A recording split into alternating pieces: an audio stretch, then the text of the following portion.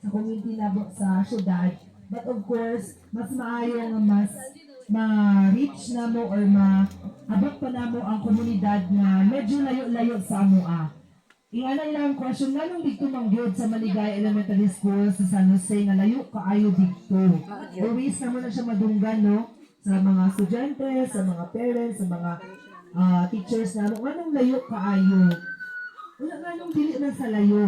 Nga ang sa layo man ang kailangan og tabang.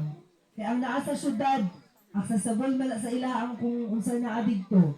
Na may mga tabang nga naa didto ra pod. So dito ka sa layo, no? Katong challenging pud kaayo adtuan. Kay talagsa ra mo diri, di ba? Talagsa ra mo maadtuan sa mga taga-syudad. Talagsa ra mo makadawat og tabang, talagsa ra pud mo maka